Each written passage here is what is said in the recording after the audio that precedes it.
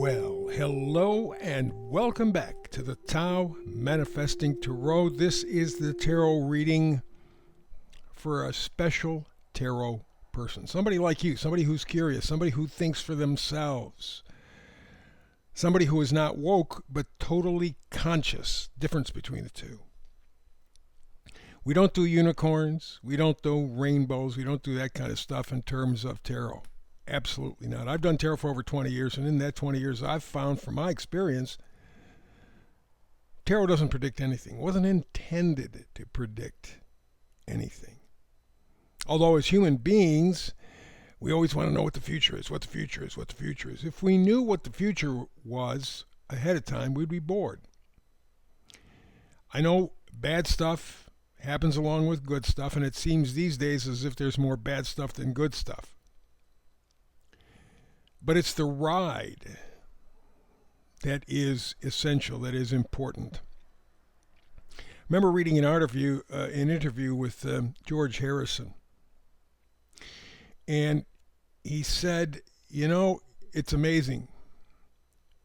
When I was 17, I thought I had everything in front of me. Now all of a sudden I'm 57 and I wondered where the hell have the 40 years gone? Where do they go?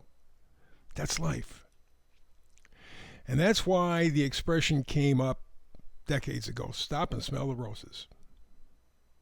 Because it's not so much the destination as it is the journey. We miss so much along the way because we get wrapped up in bullshit, stuff that doesn't really matter, stuff that you're not going to think about on your last breath on your deathbed. You're not going to think about it. They've talked to people on their deathbed. They've done several studies, 3, 4, maybe even 5 over the past 20, 30 years. Not one of them really mentioned how much money they had, how big their house was, their material possessions. What they focused on was their family, their friends, the times that they shared. And so it becomes a situation where tarot is not a predictor of anything. It is the science of potential. What is your potential at this moment? We got the energy frequency. I make it very clear. It takes about 15 minutes. I will make it absolutely crystal clear what the energy is, and then you decide how it fits into your life. That's the potential. But the goal is to manifest. Now, we do this all the time, but it's usually negatively. I don't want this, I don't want that, I don't. And you get many times what you don't want. And you end up figuring, what the hell's gone wrong? You're manifesting, but negatively. Of course, that's the way we were programmed. That's the way the whole thing was designed. They don't want you to be curious. They don't want you to be intelligent. They don't want you to ask questions. That's the game. So in the end, this is what we have, negative manifesting. We're going to try to flip that a bit, get you to be more positive, and that's why I do a very simple read. This is all planned to be maximal effectiveness. Okay, 4 tarot cards, 1 card in the middle. It is the oracle card, sets the mood for the reading. That's it. Very simple, very direct, very clean, clear energy. You know what it is. Now, at that moment, you apply to your life. And at that moment, that's when I use my 50 years experience with astrology and numerology. I said it, 50 years, 50. 20 for tarot, 50 for astrology and numerology. While tarot is the science of potential, numerology and astrology are the science of cycles. I remember as a kid hearing my mother and probably other older people say to me, there's nothing new under the sun. You guys think you're creating it. It was thought of a long time ago. And I thought at the time as a kid, that's bullshit. What are you telling me? I'm a kid, man. I'm 20 years old. I know what the hell is going on. I know life. I hit 30 and I went, holy moly. I don't even know what ride I'm on. So the point of the matter is life is cyclical, and that's what the numerology and astrology help with. I never predict, even with numerology and astrology. There's no point. There are too many parts and pieces that are moving. And any astrologer that tells you, well, look for this and this and this and this and this, you know they don't know what they're talking about and they don't understand astrology. Astrology, numerology are frequencies, but in a different form from tarot. Except that numerology and astrology are cyclical because things keep going around and around and around. You see the moon, which a lot of people argue is not a real moon, but something else. And they got a pretty good case. But we're not going to talk about that now. Point of the matter is, you know when there's a new moon, you know when there's a full moon. Cycles, cycles, cycles. Does that make you a devil? Does that make you satanic? No, you just understand cycles. You know when spring arrives, you know when fall arrives, you know when summer arrives, you know when winter arrives. Does that make you, well, you know the cycle? Ooh. It's that moronic kind of crap that you hear from people. Astrology, numerology, even tarot are just tools. They're like a butter knife. You can spread butter on some nice toast or a muffin or bagel or something. Or you can poke somebody's eye out. It's your choice. How are you going to use it? So yes, do bad people, evil people use astrology, numerology, and tarot and anything else? Yes, of course. But that's not what we're talking about. Take, for example, astrology, and I bring this up almost every day, and I do because it's important. We're coming up to our 250th anniversary in the United States. It'll be next July, July the 4th, 2026, 250 years. Just so happens that Pluto takes about, 244, 45, sometimes 46 years to go around the sun and around our planet. So, in just about 250 years, it's back in the same spot it was 250 years before. 250 years ago, we were in the middle of a revolution.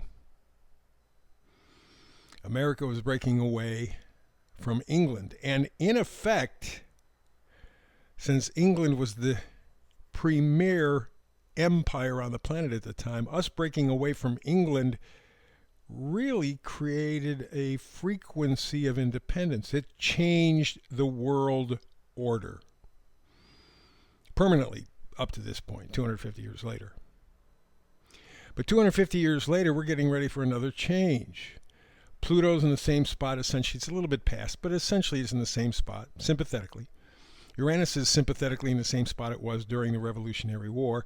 Uranus talks about revolution, insight, things moving very quickly, lightning fast. Pluto talks about deep evolution, not revolution, evolution. It's like tilling the soil in a farm, organic tilling. And from that soil, things grow. So you have Pluto, evolution, Uranus, revolution, Pluto. You get the idea. Evolution, revolution, those forces are combining, even though my brain's not working right now. So, where are we right now? Not just in the United States, but on the planet. We are at that point of evolution and revolution, and we don't know which way it's going to turn out. Right now, it's pretty much a 50-50 proposition. In my mind, I'm leaning 60-40. 60 towards the corporate fascists who want to control all of us, leave us with nothing and tell us that we're going to be happy with nothing. And 40% to the people who want to be free. 60-40 for me. But we're not done playing the round yet. But that's what I do with the astrology. This happened the last time this situation, astrological situation, was there. It's back. This helps you understand. It's not going to come back the same way. We don't have Minutemen. We don't have muskets. We don't, obviously.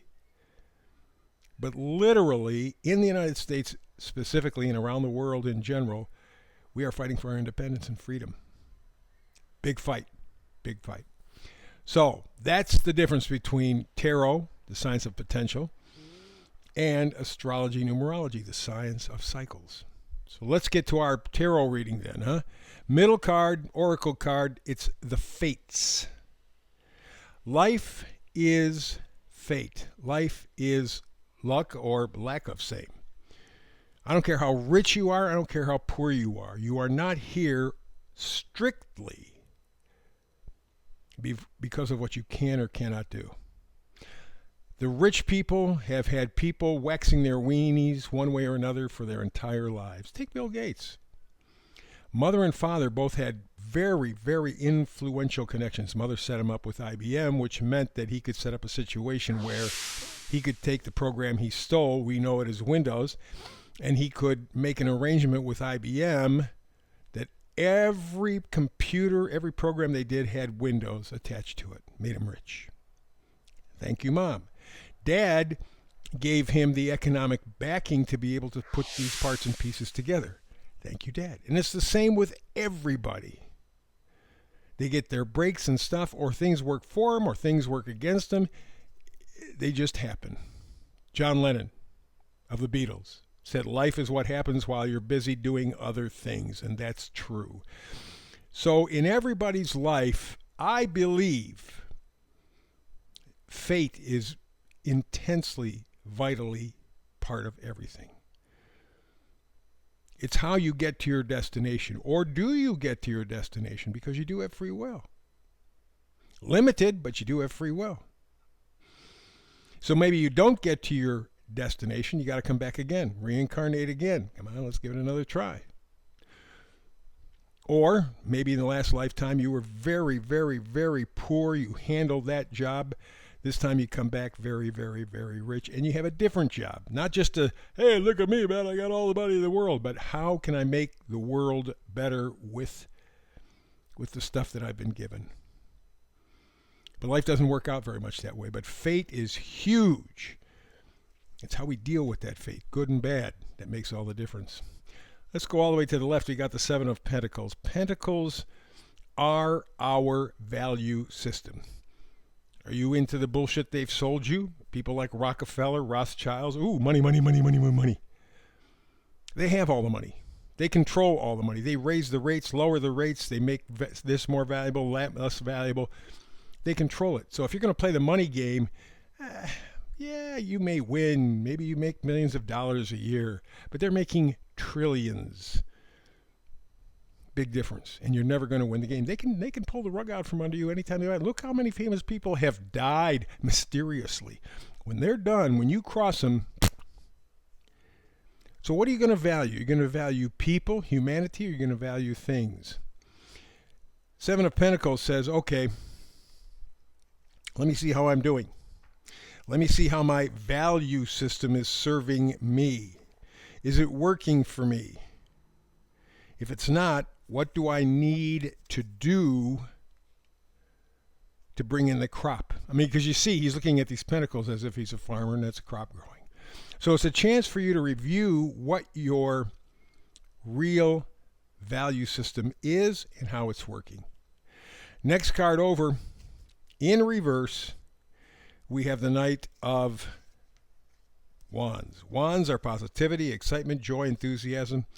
And the Knights are always bringing gifts. So it's in reverse. So you're thinking, man, if I just need a break, I need something positive